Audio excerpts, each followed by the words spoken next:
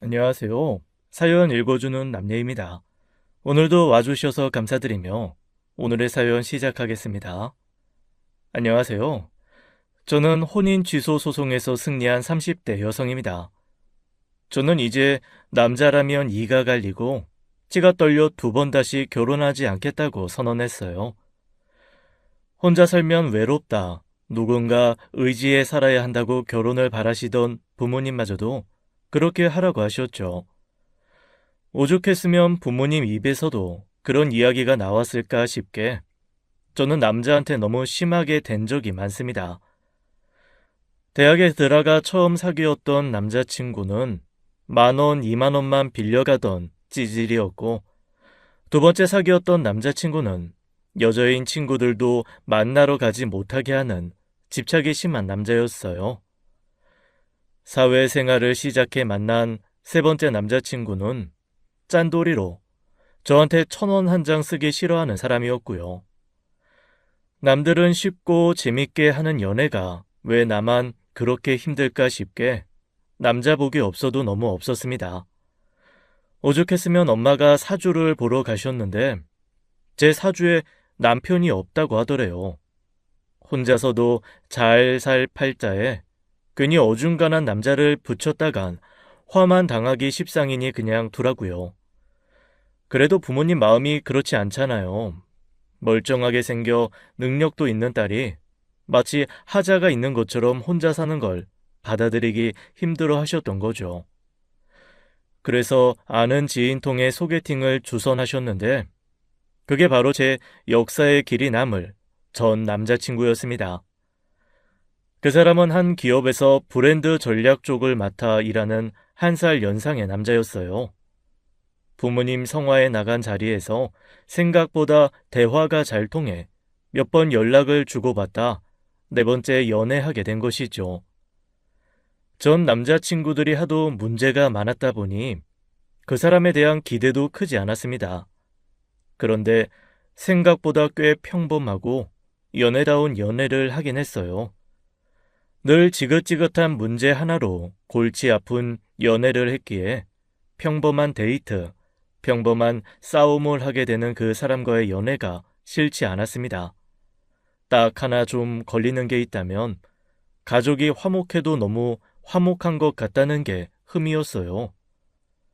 어제 봤던 영화 말이야. 누나한테 이야기했더니 이번 주말에 자기랑도 같이 가자더라. 그래? 누나도 영화 좋아해? 그럼 우리 남매가 한때 영화 광이었거든.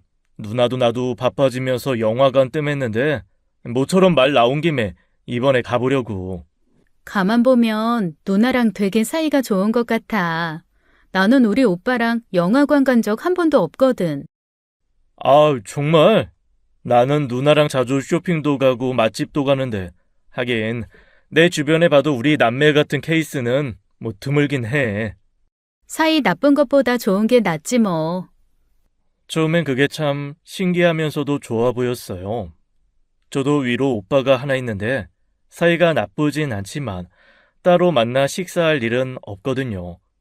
그런데 만나다 보니 뭘 저런 걸 다 누나한테 이야기하지 싶은 것들이 있었습니다. 근데 어제 일 우리 누나한테도 말하니까 그건 좀 아닌 것 같다더라. 우리가 나이가 적은 것도 아니고 결혼 생각하며 만날 사이인데 어버이날 그냥 넘어가는 건 좀 아니지. 그걸 누나한테 이야기했어? 뭐하러 그런 얘기까지 해?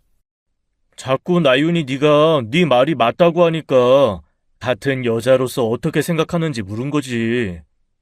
그래도 그걸 누나한테 이야기하면 날 어떻게 생각하겠어? 오빠 말대로 우리가 나중에 결혼할 사이면 내가 오빠 누나한테 좋은 사람으로 남아야 하는 거 아니야? 그러면 너가 내 말을 잘 따라주면 되는 거잖아. 그 말이 아니잖아. 아, 됐다 됐어. 됐다니 왜 말을 그렇게 해? 질려서 말 안 한다는 사람처럼 할 말 있으면 제대로 해. 그 이야기들이 되게 안 좋은 쪽으로 이어진 이 문제였어요. 제가 보기에 남자친구는 집에 괜한 말을 해서 문제를 만드는 편이었습니다. 어버이날 문제도 그래요. 아무리 결혼 적령기 남녀라지만 저는 결혼도 하기 전에 상대 부모까지 챙기는 건 좀 아니라고 생각했거든요. 본격적으로 결혼 이야기가 나왔을 때부터 시작해도 충분한 일이니까요. 그 일로 한참 신랑 일을 했는데 그걸 또 고스란히 누나한테 가서 말한 겁니다. 누나도 부모님도 다 같이 사는 집에서 그 이야기를 했으니 결국 남자친구 부모님도 들었다는 거잖아요. 괜히 원치 않게 그쪽에 안 좋은 인상부터 남기는 것 같아 제 입장에선 기분이 상한 거예요. 그러면서도 헤어지지 않았던 건 전에 사귀었던 남자친구들과 달리 남자친구가 항상 먼저 손을 내밀었다는 거예요. 아무리 심하게 싸워도 결국 자기가 경솔했다고 먼저 숙이고 들어왔거든요. 저는 그게 저한테만큼은 쓸데없는 자존심 부리지 않는 걸로 생각해 좋았습니다. 그러다 슬슬 진짜 결혼 이야기가 나올 무렵이었어요. 확실히 정한 건 아니었고 어렴풋이 내년 가을쯤 할까? 그럼 인사는 언제쯤 하는 거 좋겠지? 그런 식으로요. 두루뭉술한 계획이 오가기 시작할 때였지요. 그때부터 제 씀씀이를 가지고 트집을 잡기 시작하는 거예요. 나윤아, 너 이거 새 옷 아니야? 못 보던 것 같은데. 이거? 별일이네. 오빠가 그런 걸 다 알아보고. 이거 지난주에 세정이랑 아울렛 갔다가 샀어. 어때? 예쁘지? 나윤아, 우리 곧 결혼인데 이렇게 돈 막 쓰고 다니면 안 되지. 어? 아, 이거 별로 안 비싸. 세일해서 3만 원에 산 건데. 3만 원이든 30만 원이든 당장 내년에 결혼 생각하고 있으면 한 푼이라도 아껴서 대출금 줄일 생각부터 해야지. 너 옷도 많으면서 뭘 또 사. 작년에 입은 거 입으면 되지. 아끼자, 응? 그래야 나중에 허리띠 졸라맬 필요 없잖아. 미안해. 나도 신경 쓸게. 솔직히 말해서 이게 미안해할 일인가 싶긴 했어요. 아직 결혼한 것도 아니고 하다못해 구체적인 이야기가 오간 것도 서로 경제 상황을 오픈한 것도 아닌데요. 하지만 어쨌든 남자친구가 꺼낸 말에 취지가 나쁜 건 아니니 저도 조금이라도 아껴보려고 노력은 했습니다. 그런데 저한테는 3만 원짜리 블라우스도 아껴서 사지 말라던 사람이 무슨 술 약속이 그렇게 많은지요. 만나지 않은 날에 전화하면 시끄러운 술집이거나 스크린 골프장인 경우가 많았거든요. 그러면서 저한테만 아껴라. 아껴야 대출금 줄어든다. 그러니 좀 황당한 거예요. 어? 아유, 화장품 이거 또 산 거 아니야? 또 올리브영 갔어? 어? 아니, 색이 예쁘길래 세일도 하고 해서 샀지. 오빠도 알잖아. 나 이런 거 사는 거 좋아하고 작은 행복인 거. 아유, 어떻게 너를 데리고 사나 싶다. 내가 그렇게 이야기했는데 또 쓸 곳 없는데 돈을 쓴 거야? 좀 건설적인 행복을 찾을 순 없어? 오빠 좀 웃긴다. 뭐? 뭐가 웃겨? 오빠는 주에 두세 번을 친구 만나 술도 마시고 스크린 골프 가서 돈도 쓰면서 나는 세일하는 10,000원짜리 화장품 하나 사는 것도 오빠 눈치 봐야 돼? 내가 쓰는 돈은 낭비고 사치고 오빠가 쓰는 돈은 뭐 투자야? 그러면 나 데리고 살지 마. 누가 살아달래? 나도 고작 10,000원에 오빠 눈치 보고 살기 싫어. 어? 아니, 그게 아니라 나는 제가 꼭 꼬집어 따져 묻자 남자친구는 깜짝 놀라며 말을 더듬더라고요. 뭐라고 변명이라도 해야지 싶은데 자기가 생각해도 아차 싶었는지 말문이 막혀 뭐라고 말도 못하고요. 솔직히 그때 정이 좀 떨어지더라고요. 왜 사람 만나다 보면 거울 없이 사는 사람들 있잖아요. 자기 얼굴에 묻은 티는 알지 못하고 남들한테 묻은 티만 지적하는 사람들이요. 딱 그런 사람 같아서 정남이가 확 떨어져서 데이트 도중에 그냥 집에 와버렸어요. 그럼 그렇지 내 팔자에 무슨 결혼이고 남편인가 싶어서 또 우울해지더라고요. 남자친구는 끈질긴 연락을 해왔고 그저 싹싹 빌기만 했습니다. 미안해 나윤아. 내가 너무 생각이 짧았어. 내가 왜 그랬을까? 너 돈 쓰는 게 아까워 그런 게 아니라 내가 그런 말 할 때마다 너 반응이 귀여워서 그 반응 보려고 했던 건데 내가 장난이 너무 지나쳤던 것 같아. 미안해. 이제 와서 그런 말도 안 되는 변명 필요 없어. 오빠는 내가 쓰는 돈이 아까웠던 거야. 내가 내 돈 벌어 쓰는 것도 그 정도인데 나중에 행여 내가 임신이라도 해서 일이라도 쉬게 되면 어떨지 안 봐도 훤해. 우리 잠시 생각할 시간 좀 갖자. 그런 거 아니라니까. 알았어. 그러면 내일 백화점이든 아울렛이든 너가 좋아하는 곳으로 가자. 거기서 옷도 사주고, 그래. 올리브영 거기도 가자. 갖고 싶은 거 다 사. 오빠가 다 사줄게. 응? 남자친구는 집 앞에서 섰고 대제라도 하라면 하겠다고 두 손이 발이 되도록 싹싹 빌었어요. 자기도 실수했다는 걸 알았나 싶어 용서해 준 겁니다. 돌이켜보면 그때 멈췄어야 했어요. 이러나 저러나 더러운 꼴은 받겠지만 온몸에 똥물 튀길 거 손에만 묻히면 될 일이었거든요. 그러던 어느 날이었습니다. 저는 몇 년 전 오빠가 하는 카페에 투자를 했어요. 오빠도 회사원인데 저가형 프랜차이즈 카페를 하면 잘 될 거라는 지인의 권유로 사업도 시작했거든요. 그때 모자란 돈을 제가 모은 돈에서 빌려줬고 대신 매달 매출 일부분을 받기로 되어 있었습니다. 돈을 받기로 한 이후로 한 번도 쉬지 않고 많든 적든 매달 수입을 나눠 받았어요. 그런데 갑자기 남자친구가 그러는 겁니다. 근데 요즘 형님 카페 매출이 좀 떨어졌던데 괜찮아? 옆에 다른 프랜차이즈 카페가 생겨서. 근데 오빠가 그걸 어떻게 알아? 내가 말한 적도 없는데. 어? 예상이지 뭐. 거기 근처에 다른 프랜차이즈 들어왔다는 거 나도 알고 있었거든. 그래서 매출 떨어졌겠다 싶어서. 뭐 어쩔 수 없지. 예상 못한 바도 아니니까. 그래도 고정층 단골이 있어서 나쁘진 않대. 저는 그때 그 남자친구 말을 대수롭지 않게 들었어요. 남자친구가 뒤로 상상도 못할 짓으로 알아냈다는 생각도 못한 채 말이에요. 그러다 슬슬 결혼식장을 알아보고 다닐 무렵이었습니다. 남자친구가 불같이 화를 내는 거예요. 나윤아, 너 어머님한테 돈 빌려드렸어? 그걸 어떻게 알았어? 어떻게 한 게 중요한 게 아니라 어떻게 나한테 상의도 없이 그렇게 큰 돈을 빌려드려? 엄마가 잠깐 쓴다고 가져가신 거야. 어차피 일주일이면 다시 준다고 하신 거고. 내가 내 돈 엄마한테 돈 1,000만 원 잠깐 빌려주는 것까지 오빠한테 말해야 돼? 해야지. 결혼할 사이에 그런 경제적인 문제를 일으키는 게 말이 돼?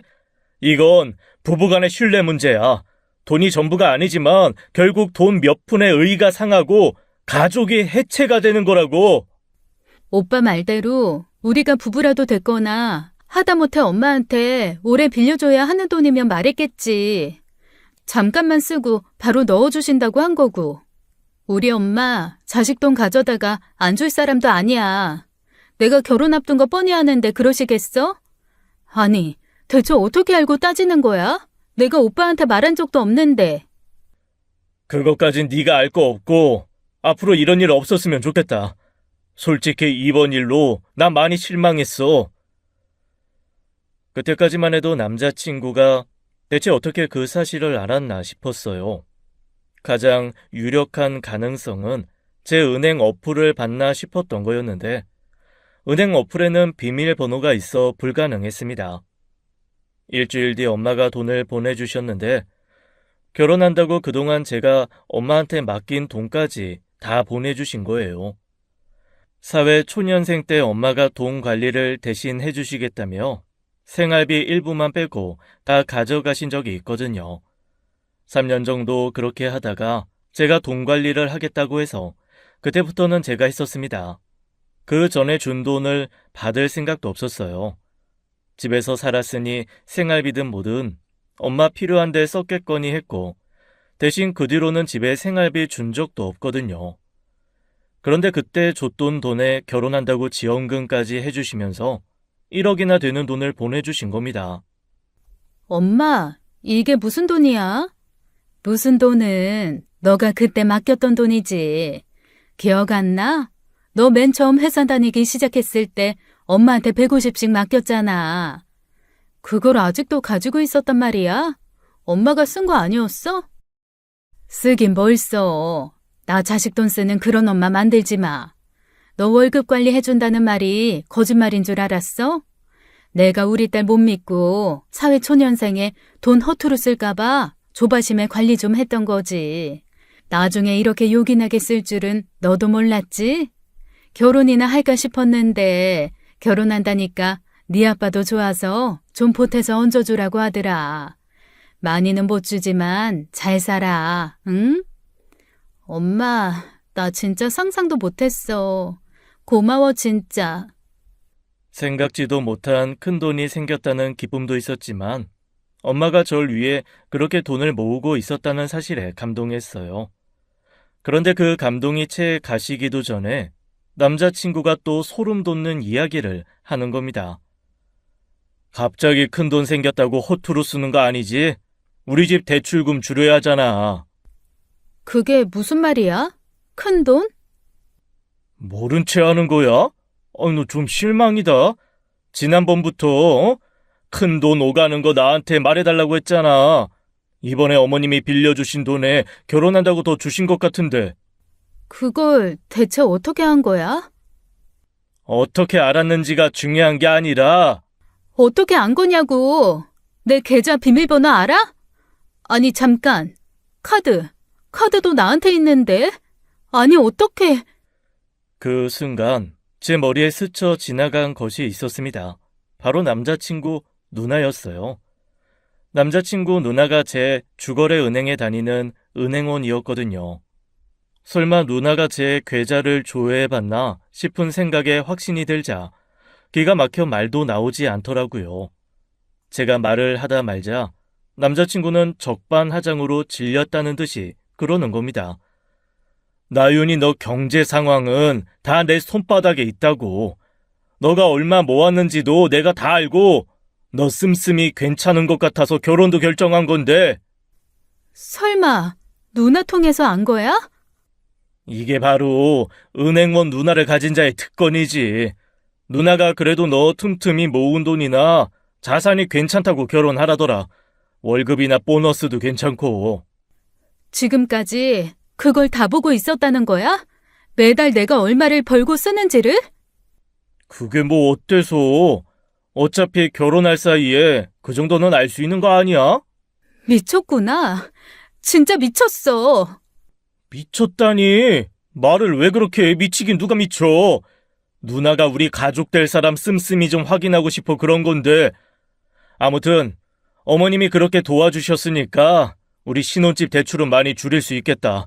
뭐 다행이지. 대출은 우리 회사나 나윤이 네 회사 쪽에 얼마씩 나오는지 좀 보고. 결혼 안 해. 없던 걸로 해.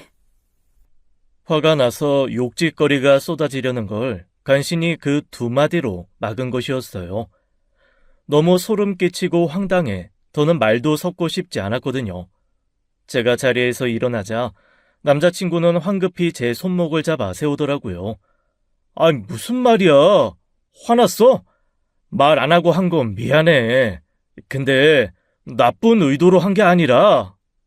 나쁜 의도건 뭐건 상관없어. 지금까지 만나는 동안 나 모르게 뒤에서 내 계좌나 훔쳐보면서 돈이 얼마나 들어오고 모이고 나갔는지 확인하면서 결혼할 여잔지 아닌지 재고 있었다는 거 너무 소름 끼쳐. 그리고 오빠 누나 너무 직업의식 없는 거 아니야? 고객 정보 그렇게 함부로 조회해봐도 돼? 가족 될 사람인데 어때서 그래? 가족 될 사람이든 가족이든 안 되는 건 안 되는 거 아닌가? 이거 놔. 소리 지르기 전에. 나윤아. 남자친구는 제가 그렇게까지 화낼 일이라고 생각하지 못했다는 듯 당황하며 저를 놓아주었어요. 그렇게 집으로 돌아와 친구들에게 그 사실을 이야기했는데 하나같이 다 저와 같은 반응이더라고요. 제가 머리가 이상해져서 저만 예민하게 반응한 건가 그런 생각도 들었거든요. 야, 진짜 대박 소름이야. 그럼 뒤에서 음침하게 그걸 다 알아보고 너 간보고 있었다는 거잖아. 그냥 두고 보고만 있을 거야? 그냥 똥 밟았다 치고 넘어가. 그렇게 음침한 사람들인데 괜히 뭐라도 했다가 무슨 짓을 할 줄 알고? 야, 그래도 그건 아니지. 당하고만 있을 게 아니라 할 수 있는 복수는 해야지. 너무 억울하지 않아? 나 같으면 가만히 안 둬. 뭘 어떻게 해야 하지? 남자친구는 그렇다 치고 일단 그 은행원 누나라도 어떻게 하고 싶은데 그 은행에 신고하면 되나? 은행에 고발하고 금감원에도 민원 넣어. 그거 명백한 범죄야. 고객정보 사적으로 운용하는 거. 우성 오빠 그렇게 안 봤는데 진짜 별로다. 너 잘 헤어졌어. 그건 그래. 결혼 전에 알았으니 얼마나 다행이야. 조상신이 도왔다 치자. 친구들 사이에서도 의견은 분분했지만 저 역시 그냥 넘어갈 일은 아니라고 생각했어요. 저도 저지만 앞으로 또 다른 피해자가 나올 수 있다는 생각에 그냥 넘어갈 수 없었죠. 그래서 해당 은행에 고발하고 금강원에 신고도 했습니다. 그러자 난리가 난 모양이더라고요. 일하는 도중 남자친구에게 연락이 오기에 전화를 무음으로 두고 안 받았는데 그 사이 전화가 무려 32통이 와 있는 거예요. 문자로는 부탁도 했다가 협박도 했다가 당장 전화 받으라는 내용이었죠. 무슨 이야기 할지는 뻔했지만 대체 뭐라고 하는지 보자 싶어 전화했더니 가관이더라고요. 너 은행에 신고했어? 나윤아, 너 그거 진짜 잘못된 거야. 큰일 날 일이라고. 큰일 날 일 한 건 오빠 누나겠지. 그러게 왜 남의 계좌는 마음대로 조회해? 내 정보 안다고 그렇게 멋대로 조회해도 돼? 진짜 기가 막히고 소름 끼쳐서. 미안하다고 했잖아. 너 정보 팔아먹고 그러려고 한 것도 아닌데 그게 뭐라고 신고까지 해. 지금 너 때문에 우리 누나 큰일 났어. 조사받고 쫓겨나는 것도 모자라 벌금까지 내게 생겼다고. 그러니까 그게 왜 나 때문인데? 오빠 누나가 처음부터 그런 짓을 하지 않으면 될 일이잖아. 잘못된 일로 벌 받는 게 그게 내 탓이야? 전화하지 마. 오빠한테는 할 말도 뭣도 없으니까. 기대했던 대로 벌을 받게 됐다는 말에 기분이 좀 풀리더라고요. 그러니까 애초에 그런 짓을 안 하면 되는 거잖아요. 똥 밟은 셈 치고 잊자고 생각하며 바로 주거래 은행의 월급 통장도 다 바꿨습니다. 그런데 그게 끝이 아니었어요. 어느 날 회사 1층 로비에서 소란이 있다며 저를 부르기에 대체 무슨 일인가 싶었습니다. 저 때문에 소란이 일어났다기에 전 남친이라도 찾아봤나 했어요. 그런데 웬 중년의 여자가 로비에 주저앉아 울면서 제 이름을 부르고 난동을 부리는 게 아니겠어요? 최 대리, 이분 알아? 네? 아니요. 저는 모르는 분인데. 저기 어떻게 오셨어요? 뭐야? 네가 최나윤이야? 나 우성이 엄마야. 그 순간 아차 싶었습니다. 설마 제 시어머니가 될 뻔한 사람이 찾아올 거라고는 생각지도 못했거든요. 놀라 입을 떡 벌리고 있자 그분은 일어나서 제 멱살을 잡고 소리쳤어요. 너 때문에 내 딸 잘렸어. 너 때문에 내 딸 인생 망쳤다고.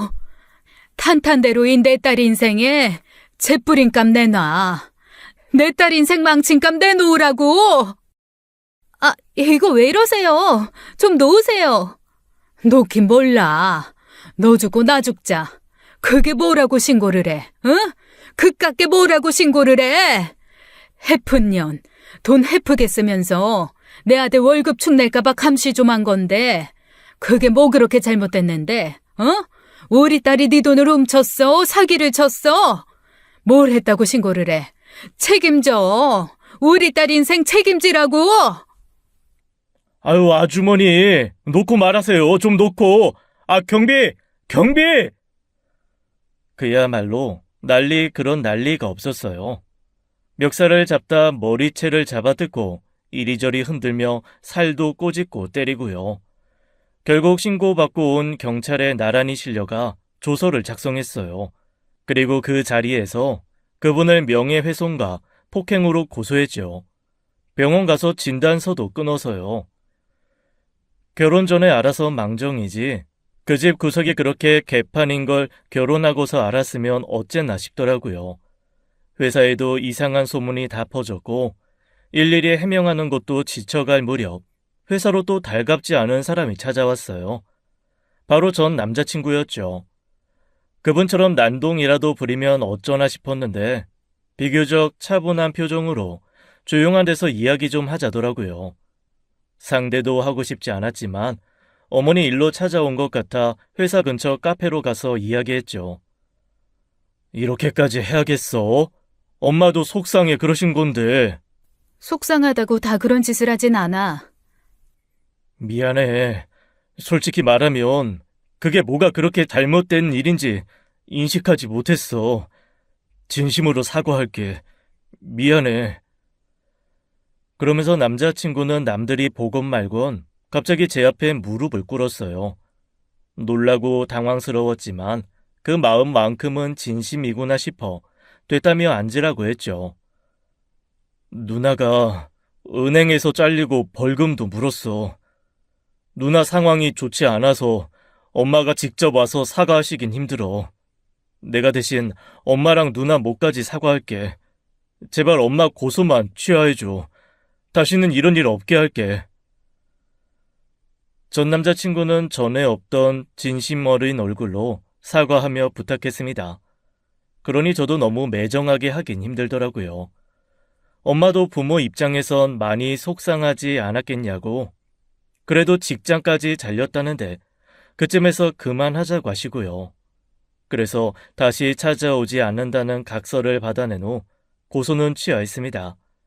다시 얽힐 일도 만날 일도 없길 바라면서요. 그 후 저는 다시는 남자를 만날 생각도 하지 않았어요. 부모님도 아쉽지만 어쩌겠냐며 반쯤은 제 결혼을 포기한 것 같았죠. 남자가 없어도 여자도 능력만 있으면 충분히 살 수 있는 세상에 굳이 결혼 같은 거 할 필요 없다고 생각했습니다. 그렇게 전 남자친구와 헤어진 지 6개월쯤 지났을 거예요. 바라지도 않고 기대도 없이 살던 저에게도 영화 같은 사랑이 온 겁니다. 친구와 함께 술을 마시러 나갔다가 취객의 주정에 당하게 된 일이 있었어요. 그때 갑자기 옆자리에 있던 남자가 도와달라는 말도 하지 않았는데 나서서 제 일처럼 저를 도와준 겁니다. 그만하시죠. 많이 취하신 것 같은데. 뭐야, 이 역 같은 것이. 넌 뭔데 참견이야, 어? 친구입니다. 이쯤에서 그만하시고 약주 많이 하셨으면 그만 들어가 보세요. 서로 얼굴 붉힐 일 만들지 마시고요. 아이씨, 진짜 이 역 같은 것들이 씨파. 키도 크고 체격이 좋은 믿는 남자가 나서자 취객은 금세 꼬리를 내리며 가게를 나가버렸어요. 괜찮으세요? 아, 네. 감사합니다. 너무 신경 쓰지 마세요. 어딜 가나 저런 사람은 있기 마련이니까요. 네. 너무 감사한데 제가 어떻게 보답이라도 그 테이블 제가 계산할게요. 아닙니다. 그냥 한마디 한 것뿐인데요. 한사코 괜찮다는 남자의 말에도 저는 고마운 마음에 나가면서 그 테이블까지 다 계산을 했어요. 많지는 않은 금액이었고 제 입장에서도 이만하면 적당히 보답했다 싶은 금액이었죠. 그런데 그 남자가 급하게 뒤따라 나와서 너무 감사하다고 전화번호를 가져간 게 인연의 시작이었어요. 함께 갔던 친구는 완전 영화 같은 첫 만남이라고 인물도 괜찮은데 한번 잘해보라고 바람을 넣었죠. 아닌 게 아니라 체격도 좋고 인물도 상당히 괜찮은 사람이더라고요. 하지만 전 남자친구들에게 대인 경험이 많으니 시작이 쉽지는 않았어요. 그런데 그 불안과 불확신을 모두 해소시켜준 것이 그 사람이었죠. 나윤이 네가 마음이 정리될 때까지 결혼하자는 이야기 안 할게. 결혼은 나한테 그렇게 중요하지 않으니까. 난 그냥 함께 하는 것만으로도 좋아. 주변에서 나이가 찬 남녀가 만났는데 왜 서두르지 않냐고 재촉했지만 저희는 저희만의 속도로 갔어요. 그 사람은 배려심이 있었고 그 어떠한 문제도 없었습니다. 하나부터 열까지 모두 맞춰주었거든요. 의견 불일치라는 게 없었어요. 심지어 이 사람은 취향이 없나 싶을 만큼 제가 하자는 대로 다 따라주었죠. 그런 남자는 또 처음이다 보니 그냥 우리가 기가 막히게 잘 맞는 상대라고 생각한 거예요. 그렇게 그 남자를 6개월쯤 만났을 겁니다. 퇴근하다가 회사 앞에서 전 남자친구를 만난 거예요. 절대 찾아오지 않겠다는 각서는 어머님뿐 아니라 오빠한테도 해당됐던 걸로 기억하는데? 아니면 서로 생각하는 바가 좀 달랐나? 알아. 그냥 할 말이 있어 봤어. 바빠. 잠깐이면 돼, 나윤아. 그동안 생각 많이 했어. 반성도 했고 후회도 많이 했어. 이런 말 진부하게 느껴질지 모르겠지만 다른 여자도 많이 만나봤는데 너만한 사람이 없더라. 내가 멍청했어. 너무 미련했고. 나윤아, 그러지 말고 다시 한 번만 기회를 주면 안 될까? 우리 그 일 전까지만 해도 좋았잖아. 아니, 우리가 다시 시작하기엔 너무 멀리 왔지 않나 싶어. 그 이야기 못 들은 걸로 할게. 정말 조금의 여지도 없는 거야? 없어. 넌 후회 안 해? 안 해. 나 뭐든 할지도 몰라. 이미 했을지도 모르고. 미리 이야기하는데 다시 한번 내 인생에 끼어들 셈이면 각오하고 끼어드는 게 좋을 거야. 나도 절대 가만히 있지 않을 거거든. 나 한다면 하는 사람인 거 알지? 혹시나 전 남자친구가 허튼 생각을 할까봐 저도 단단히 경고했어요. 그러자 전 남자친구는 알겠다며 사라졌죠. 순순히 사라지는 게 영 불안하긴 했지만 그 후로 나타나는 일이 없어 그대로 끝난 줄 알았습니다. 그렇게 저는 1년 동안의 연애 끝에 그 사람과 결혼하게 되었어요. 전 남자친구와 만나면서 연애다운 연애를 한 줄 알았는데 남편과 연애하면서 이게 행복한 연애구나 했습니다. 만나면 만날수록 잘 맞는 구석도 많고 한쪽이 쿵 하면 다른 쪽이 짝 하는 연애가 뭔지를 알았거든요. 결혼까지 그 어떤 걸림돌도 없이 순탄했고 미국에 사시는 시부모님은 정말 좋은 분들이셨어요. 그렇게 달콤한 신혼생활이 시작됐는데 처음으로 말다툼을 하게 되었죠. 그건 혼인신고 문제였어요. 그러지 말고 우리 혼인신고하자. 혼인신고? 아이 생기면 하기로 했잖아. 그럴 생각이었는데 다시 생각해보니까 지금 하지 않을 이유가 없을 것 같아서 이러다 아이 안 생기면 계속 안 할 거야? 그건 아니지만 요즘 누가 그렇게 바로 혼인신고한다고. 그래서 대출도 내가 받은 거잖아. 신혼집은 제가 모은 돈에 이자가 싼 회사 대출을 받아 제 이름으로 마련한 거였어요. 남편은 미국에서 와서 사회생활이 좀 늦었고 자리 잡을 때까지 시간이 걸려 돈을 많이 모으지 못했거든요. 차라리 그 돈으로 새 차를 사고 집은 제가 하는 쪽으로 정리가 된 거였습니다. 그래서 굳이 혼인신고를 먼저 할 필요성도 못 느꼈어요. 주변 친구들만 해도 집 문제 때문에 혼인신고를 하는 경우는 있지만 대개는 살아보고 하는 경우가 많았거든요. 남편도 결혼 전엔 그 의견에 동의했는데 결혼하고 나니 갑자기 생각이 바뀌었는지 그런 요구를 하더라고요. 결혼식도 했고 같이 사는데 굳이 혼인신고 안 해도 부부는 부부 아니야? 그렇게 따지면 혼인신고 안 할 이유도 없는 거잖아. 그냥 진짜 서로 법적인 보호자가 됐으면 싶어서 그래. 내 친구들은 다 결혼식 하자마자 혼인신고도 같이 했대. 그래? 물론 해도 그만이긴 하지만 뭐. 한편으로는 나윤이 너한테 내가 남편으로서 제대로 인정받지 못한 건 아닌가. 그런 생각이 들어서 의기소침해지기도 해. 내가 아직 못 믿어온 거야? 어? 아니야, 그런 거. 그냥 다들 그렇게 한다니까 나도 별 생각 없던 거지. 정 그러면 혼인신고하자. 오빠 말이 틀린 것도 아니니까. 남편을 많이 사랑하기도 했고, 분명 이전에 형편없는 전 남자친구들과는 다르다는 생각은 했어요. 하지만 워낙 당한 경우가 많다 보니 혹시 모른다는 생각이 남아 있었던 겁니다. 솔직히 말해 내키진 않았지만 시까지 올렸는데 무슨 상관인가 싶어서 혼인신고도 마쳤지요. 그런데 또 어느 날은 갑자기 전화번호를 바꾸라는 요구를 하는 거예요. 전화번호를 바꾸라고? 갑자기? 아무래도 불안해서 그래. 너 전 남자친구 또 연락 오면 어떡해. 이미 차단했고 그 이후로는 찾아온 적도 없어. 갑자기 왜 그 사람을 신경 써?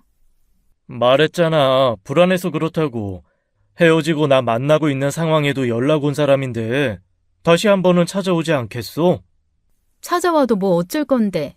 나 그 사람한테 완전히 질려서 평생 비혼으로 살려고 했던 사람이야. 그 사람은 오빠한테 비교도 안 돼. 그러니까 그런 불안 갖지 마. 지금 번호 나 대학 때부터 썼던 건데 바꾸고 나서 바뀌었다고 연락하는 것도 귀찮고 싫어. 다른 이유도 아니고 고작 전 남자친구 때문에. 오빠 불안해하지 않게 혹시 연락 오면 바로 말할게. 남편은 그래도 번호를 좀 바꿨으면 좋겠다고 다시 한번 부탁했지만 마음이 움직이진 않았습니다. 전화번호부 목록에 보면 연락하진 않지만 그래도 지우기는 애매한 그런 사람들이 있잖아요. 전화번호를 바꾸게 되면서 그런 사람들에게까지 오랜만에 연락하게 될 상황을 두고 싶지도 않았고요.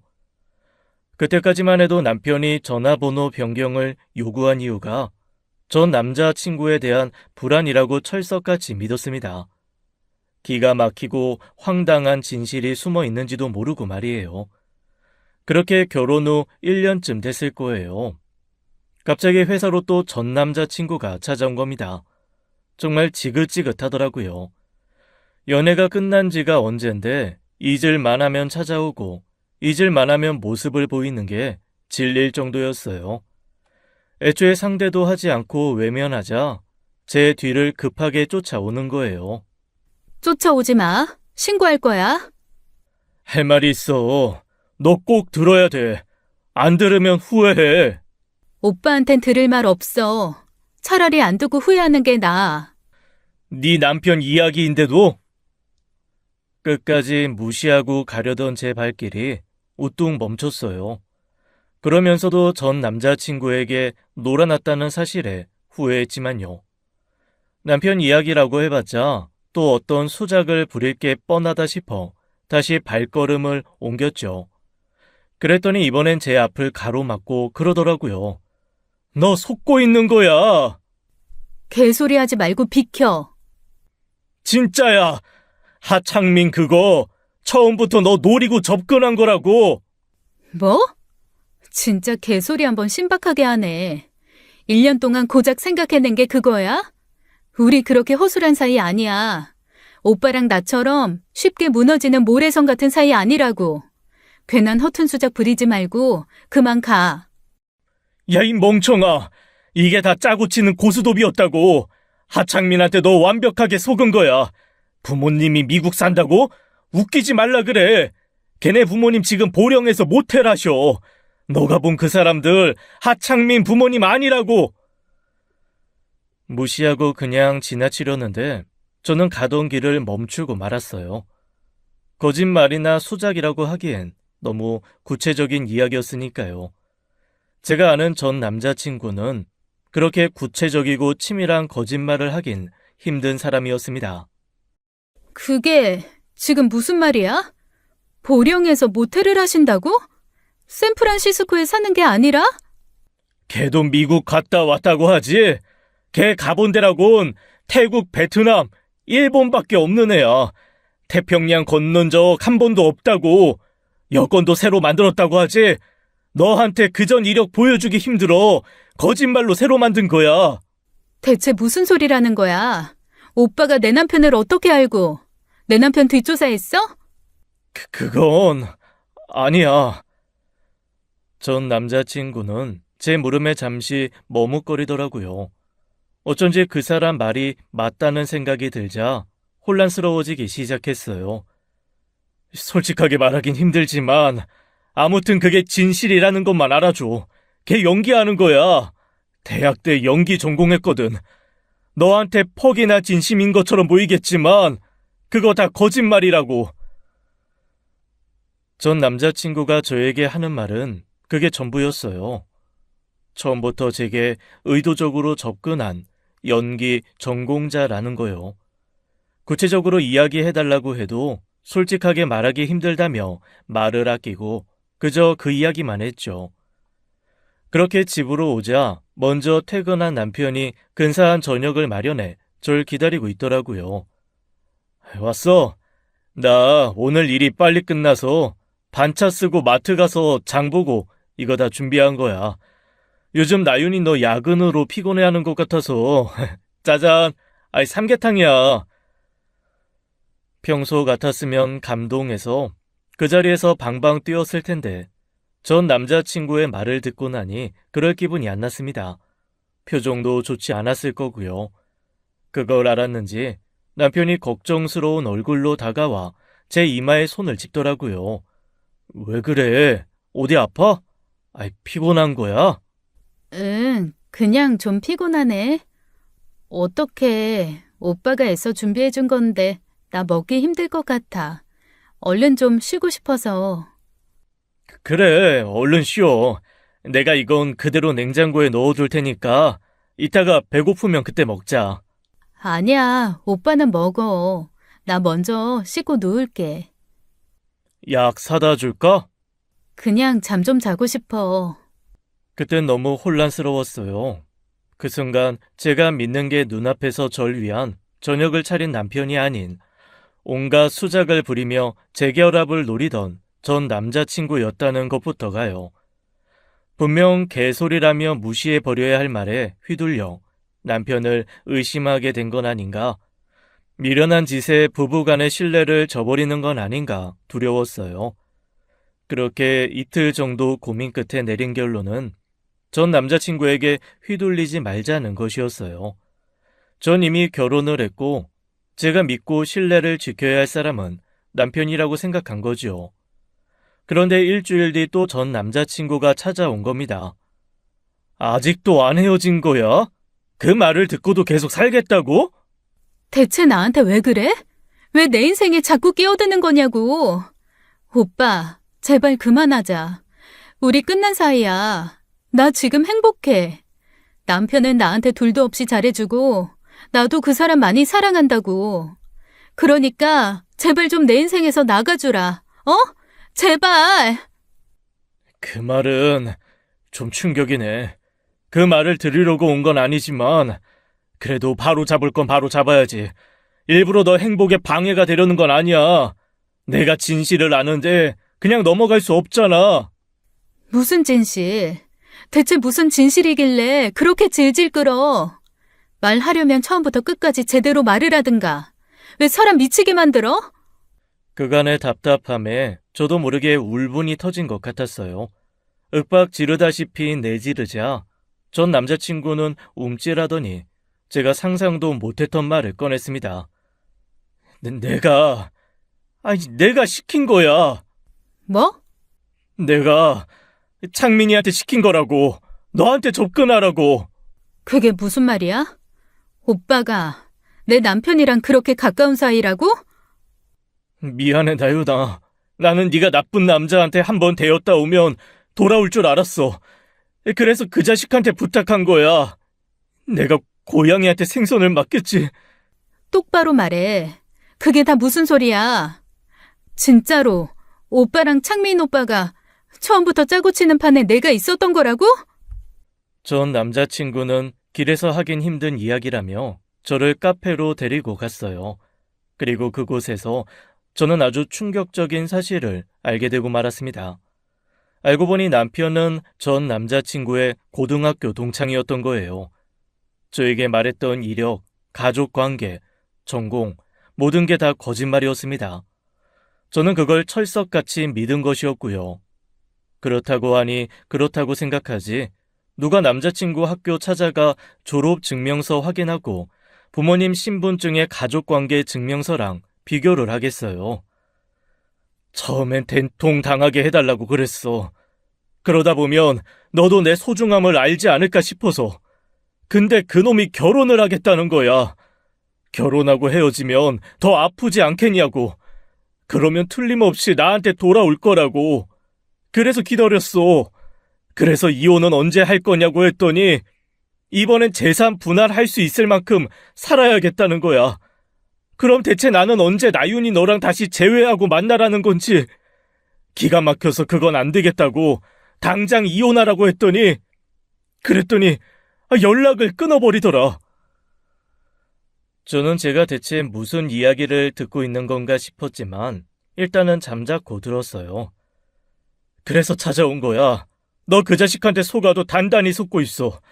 그 자식 그렇게 대단한 사랑꾼도 아니야. 그 전에 만난 여자애들만 해도 한 트럭은 되고 여행은 동남아 일본만 갔던 이유도 다 여자 만나서 놀려고 간 거였어. 못 믿겠으면 내가 증거도 보여줄 수 있어. 그러더니 전 남자친구는 갑자기 핸드폰을 꺼내 이것저것 만지더니 음성 몇 개를 들려주더라고요. 그냥 좀 즐기다가 나한테 보내면 돼. 진짜 비싸게 굴어서 미치겠다니까. 사람 애간장을 녹이는 것도 하루 이틀이지. 이러다 진짜 영영 헤어지게 되는 거 아닌가 몰라. 대체 어떤 애길래 그렇게까지 절절매해. 여자 많잖아. 아무나 좀 만나봐. 남자가 가오도 없이 여자 하나에 매달리는 거야? 너가 나윤이를 몰라 그래. 걔 완전 진국이야. 다른 여자 만나봐도 나윤이만한 애가 없더라. 그러니까 창민아, 너가 좀 이 세상엔 김우성 같은 남자는 없구나. 돌아가야겠다. 그런 생각에 들게끔 좀 해봐. 뭐 어려운 일은 아니지. 보통 폼이 드는 일이 아닌 것 같은데. 그래서 수당은? 나윤이만 돌아오게 하면 내가 뭐든 해줄게. 너 전에 셀렉에 3번 먹고 싶다고 하지 않았어? 걔 내가 먹게 해줄게. 됐어. 걔 이미 먹었지. 그거 말고 나 한 500만 해줘라. 그걸로 동남아 파티나 갔다 오게. 뭐 500? 더럽게 비싸게 노네. 알았어 임마. 일이나 똑바로 해. 도저히 제 남편이라고 믿기 어려운 더럽고 추잡한 내용이 오고 가는 기록이었어요. 남편도 남편이지만 하는 이야기 들으니 전 남편도 여자가 나오는 룸사롱에서 좀 놀아본 것 같았습니다. 만나는 동안 뒤에서 그런 더러운 짓을 하고 있었다는 사실에 새삼스레 배신감이 들더라고요. 그리고 두 번째 음성은 두 사람 간에 언쟁이 좀 있는 음성이었죠. 왜 대체 안 헤어지는 건데? 이제 적당히 헤어질 때도 된 거 아니야? 뭘 모르네. 원래 높은 곳에서 떨어질수록 아픈 법인 거 몰라? 된통 당해서 너밖에 모르게 해주라며. 그럼 시간이 필요하다니까. 결혼 이야기는 또 뭔데? 결혼은 왜 해? 그냥 연인이었을 때 차이는 거랑 결혼했다가 이혼하는 거랑 같아. 야 임마, 친구 좋다는 게 뭐야? 내가 확실한 애프터 서비스도 필요 없이 완벽하게 해주겠다는데 뭐가 문제야? 봐봐 친구야, 처음 취객 시나리오부터 내가 짠 거 아니야. 내가 연기 전공에 그때 시나리오 작법까지 공부했으니 그런 극적인 만남이 가능했던 거라고. 너도 기가 막힌 작전이라고 엄지 세우지 않았어? 그거야 그렇지만 시간이 너무 오래 걸리니까 그렇지. 대체 언제 돌아오는 건데? 조금만 기다려봐, 조금만. 원래 공들인 약이 쓰고 효과는 좋은 법이란다. 그리고 마지막 음성이 전 남자친구가 말한 재산 분할에 관한 음성이었어요. 더는 안 돼. 이혼하겠다고 약속했잖아. 야, 재산 분할은 받아야 나윤이도 타격이 있고 나도 좋은 거 아니야?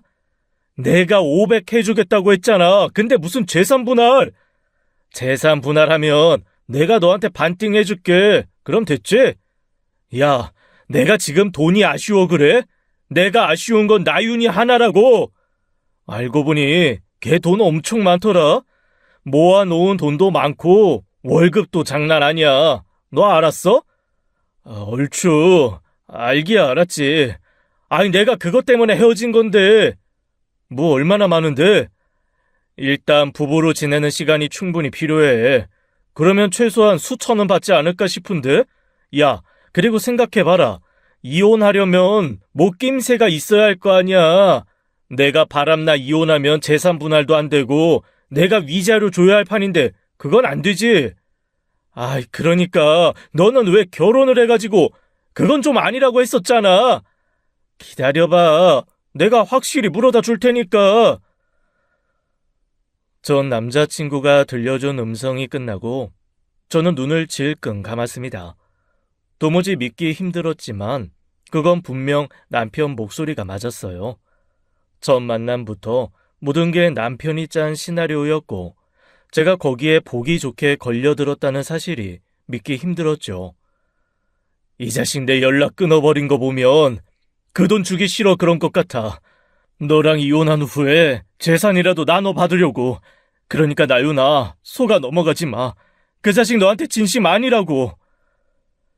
어떻게 사람이 사람한테 그런 짓을 하나요? 어떻게 사람이 사람 마음 가지고 그런 잔인한 짓을 할 수가 있어요? 전 남자친구도 남편도 그 자리에서 찢어 죽이고 싶을 만큼 증오스럽고 역겨웠습니다. 간신히 정신을 차리고 일어나 집으로 향했어요. 전 남자친구가 뒤따라왔지만 대꾸도 하지 않고 택시를 잡아탔죠. 집에는 남편이 기다리고 있었습니다. 환한 얼굴로 현관까지 마중 나온 남편을 보자마자 뺨부터 후려쳤어요. 아이, 나윤아! 김우성, 알아 몰라. 차가운 목소리고 전 남자친구의 이름을 대자 남편의 얼굴이 사색이 되더군요. 그리고 그 자리에서 바로 무릎을 꿇는 거예요. 더 물어볼 것도 없이 제가 알게 된 사실이 진실이라는 의미였죠. 저는 그제야 마음이 와르르 무너져 내리는 것 같더라고요. 눈물이 주체 없이 쏟아지는데 그냥 딱 죽고 싶다는 생각밖에 안 들었어요. 나윤아, 내 말 좀 들어봐. 나한테 변명이라도 할 기회를 줘. 무슨 기회? 무슨 변명? 짜고 치는 고스톱에 끼어들어 보기 좋게 당해주니까 재밌었어? 재밌어서 나랑 결혼까지 하고 같이 산 거야? 그런 거 아니야. 우성이 그 자식이 뭐라고 한지는 모르겠지만 내 마음은 그렇게 결코 가볍기만 한 거 아니었어. 내가 우성이 연락을 끊은 이유가 뭐겠어. 더는 그 자식 부탁 듣기 싫어 그런 거였어. 인정할게. 처음엔 우성이 부탁받고 시작한 일 맞아. 심심하던 차에 잘 됐다는 생각도 들었고 모처럼 연기해볼 생각에 들뜬 것도 맞아. 근데 너 만나고 마음 바뀐 거야. 너를 만나고 내가 다 바뀌었어. 닥쳐. 그랬으면 적어도 마음이 바뀐 그 순간 솔직하게 말했어야지. 오빠는 말하지 않겠다고 결정한 그 순간부터 지금까지 쭉 날 갖고 논 것뿐이야. 지금 내 기분이 어떤 줄 알아? 비참해. 미치도록 비참해. 남자 복이라곤 지지리도 없는 나한테 나타난 맞춤형 남자인 것 같은 오빠 때문에 행복해했던 그 모든 시간이 너무 후회스럽고 쪽팔려 죽겠어. 내가 어떻게 할까? 내가 어떻게 해야 내 진심 알아줄래? 너를 진심으로 사랑하게 되면서부터는 아무것도 안 들렸어. 우성이 그 자식이 자꾸 만나자는 것도 싫었고 자꾸 헤어지라고 이용 종용하는 것도 너무 싫었어. 너만 있으면 된다고 생각했어. 뭐든 할게 나윤아. 내가 나가. 나윤아. 더러워. 나윤아. 나 만나기 전에 얼마나 더럽게 놀았으면 날 두고 룸사롱 여자를 대가로 내기를 했겠어. 얼마나 더럽게 놀았으면 날 넘기는 대가로 동남아 파티를 가겠다고 돈을 요구해. 오빠 진심 같은 거 관심 없어. 당장 내 집에서 나가. 한 번만 용서해줘. 제발 나윤아. 제발 한 번만. 나가라고. 제발 좀 내 눈앞에서 꺼지라고. 나가! 저는 손에 잡히는 걸 죄다 던지며 소리를 질렀습니다. 그렇게 하지 않으면 정신이 갈기갈기 찢겨질 것 같았거든요. 제가 미친 사람처럼 소리를 지르고 울부짖자 놀란 남편은 그제야 서둘러 집을 나갔어요. 문을 잠그고 안방에 들어가 베개에 얼굴을 파묻고 밤새 울었습니다. 울어도 달라지는 게 없다는 게 잔인한 현실이었죠. 그 후로 남편은 매일같이 전화해 한 번만 용서해달라고 간곡히 빌었어요. 적어도 남편이 하는 말은 진심인 것 같았지만 저는 그 두 사람을 용서할 생각이 눈꼽만큼도 없었습니다. 정신을 차린 후 변호사부터 찾아가 상담했어요. 그리고 그 두 사람을 상대로 소송을 진행했죠. 사기, 혼인 취소 소송, 손해배상 청구까지 할 수 있는 건 다 했습니다. 그러자 전 남자친구가 찾아와 억울하다는 듯 그러더라고요. 아이, 나윤아, 나는 솔직하게 말해줬잖아. 그럼 적어도 나는 빼줘야 하는 거 아니야? 나 아니었으면 너 지금도 꼼짝없이 당하고 있을 건데. 저는 그 말에 참지 못하고 전 남자친구의 뺨을 후려쳤습니다. 그것도 모자라 낭심을 그냥 세게 걷어차버렸죠. 억소리를 내며 고꾸라지는 전 남자친구의 등짝을 한 번 더 밟아주며 그랬어요. 맞은 거 억울하면 너도 소송해. 뭐든지 기꺼이 받아줄 테니까. 그리고 한 번만 더 나한테 찾아와서 그딴 개소리 짓거리면 그땐 그냥 너 죽고 나 죽는 거야. 알겠어? 그 많은 소송에는 시간이 좀 많이 필요했어요. 사기로 확정된 후 혼인 취소 소송까지 길기도 길고 그만큼 너무 괴로웠죠. 남편은 끝까지 사랑이라 우기며 혼인을 유지하려 했지만 저는 꼴도 보기 싫었습니다.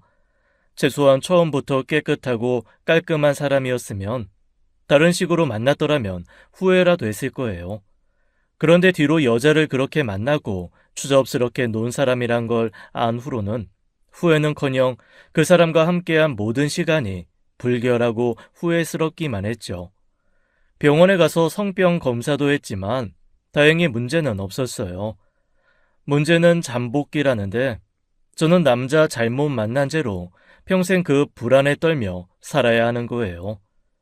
그 숱한 소송 과정을 곁에서 지켜보던 엄마는 그냥 혼자 살라고 하더라고요. 저도 그럴 생각이라며 결혼하면서 마련한 집은 팔아버리고 좀 더 작은 집을 얻어서 혼자 살고 있습니다.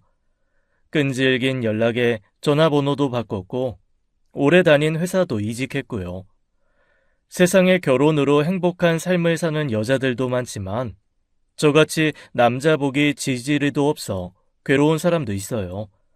결혼 못하고 남편 없다고 인생 망하는 것 아니니 저만의 인생을 꾸려가려고 합니다. 겨우 지옥에서 탈출한 제 앞날에 응원 한마디만 해주시겠어요? 지금까지 사연 읽어주는 남녀였습니다. 끝까지 함께 해주신 여러분 감사드리며 저희는 다음 사연으로 돌아올게요. 감사합니다.